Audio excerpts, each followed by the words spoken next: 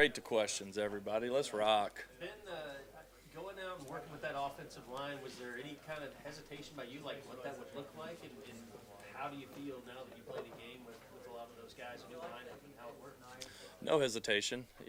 We got a few guys back from just being a little bit dinged up, but no hesitation because I saw the way they worked all week. I saw the way Coach Beadenbow and Coach Woods got those guys ready to play.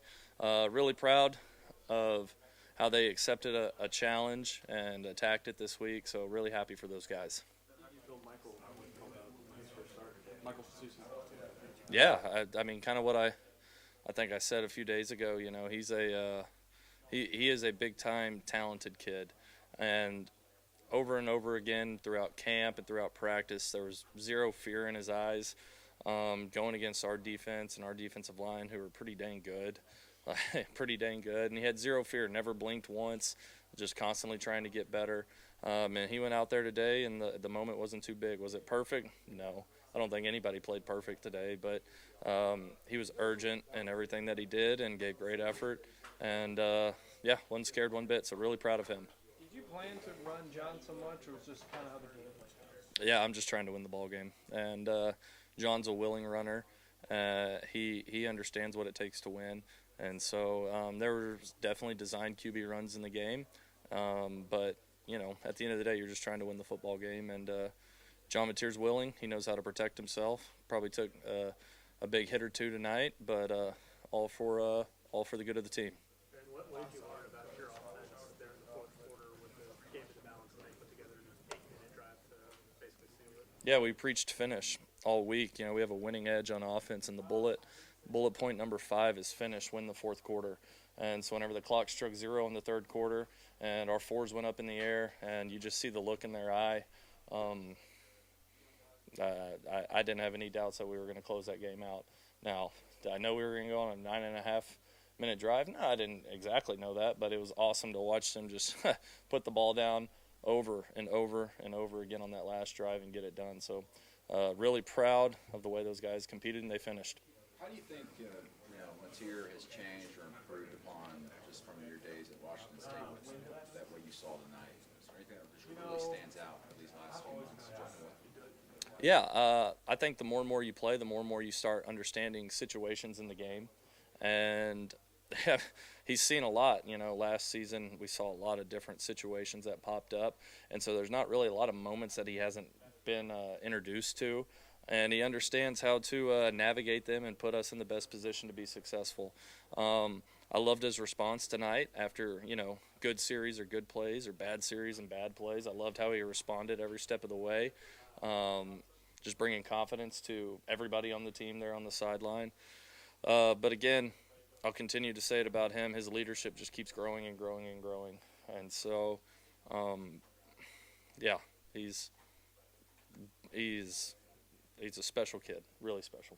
Can you compare what you saw from Michigan's defense on film to what it actually looked like? I mean, that pretty true to who they were. They did a few things to try and counter what we were doing to them, as any good defense and defensive coordinator will do. We didn't know exactly how they would react to certain things that we were doing, so it was good to see their adjustments, and we were able to talk about them on the sideline. But one thing rang true: they were big, they were fast, they were physical, and they were well coached.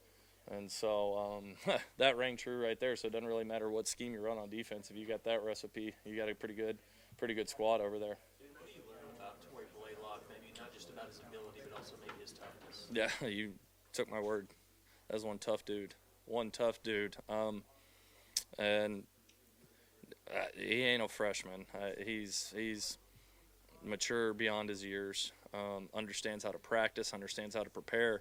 Understands that. Especially in college football, you're never going to feel 100%. You're never going to feel that way. And he just keeps on stepping up to the plate and answering every call that gets thrown at him. How tough, not just for him, but any player to come back this week after we saw him take the shoulder hit and go to the locker room and come back out and not play. But obviously, you can imagine he probably went through some soreness and things this weekend. Yeah, he cares about his teammates and he cares about being great. And so if there was a chance for him to play, he was going to do it. And he was awesome all week in practice. So great kid. Brent was saying how difficult it is to put together a 9-minute drive against the scout team defense. Yeah. I mean, in your brief career as a white ball, do you recall how many of those drives that you put together? Oh man, Wisconsin 2023. I don't know if it was 9.5 minutes, but it was 7. It was. I mean, I can still I think recite every play call. So 4-minute situations don't just happen a whole bunch, but that one turned into a 9.5-minute situation. But Coach Venables is right. It's hard to do. It is hard to do, and I just want to shout out. You said scout team, but like I really want to shout out our scout team this week.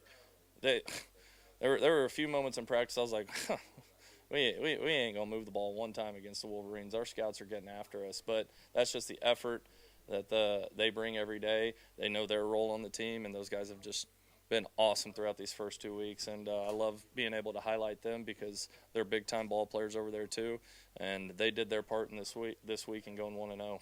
You weren't here last year, but just the struggle of the offense. You guys played last week, obviously. Just coming against a big program like Michigan and perform the way that y'all did. Was there any sort of validation with those that were around that just kind of felt I guess, some ownership? Maybe help them feel that validation for the offense. Yeah, I think there was a little bit of validation. I think it's really good for the kids to see the work that they've put in over the last 9 months, and the things that me, myself, and Coach Venables have been preaching to them kind of come to fruition in a moment, and go 1-0 this week. But the way they did it and the way they played, I absolutely think there's some validation there, and but just got started all over again tomorrow. So it's awesome, it's fun, but the process begins again, and I think the kids know the process, understand the process, believe in the process, and so let's rock. On the long drive, I think it's the second play, 2nd and 10. They rush Mateer pretty good. He scrambles away. Looked like he's either going to throw it away or run. Instead, he throws into coverage and throws a strike right to Kanik. Yeah. When you saw that play, did you think, were you saying run or throw it away? I mean, was it in your mind, hey, don't throw the ball when he did? The thing with John is I trust that kid to like no end, and so he understands moments and situations. He knows when to take a chance, when not to take a chance, and so whenever he lets one rip and puts the ball, maybe someone may say in a risky situation, sure, but whenever he does that, I have the utmost confidence that he's making the right decision. Again, I told him right before the game, I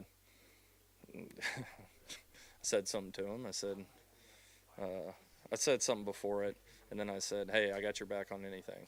And so I think just that confidence, him knowing that I have that trust and that belief in him, that if he goes out there and makes a play or puts the ball in some sort of situation, I got his back regardless. And so, no fear from me whenever John Mateer does his thing. What was kind of your reaction to vantage point when he spun out of that sack and hit Satania inside of 5? I think it was the third quarter.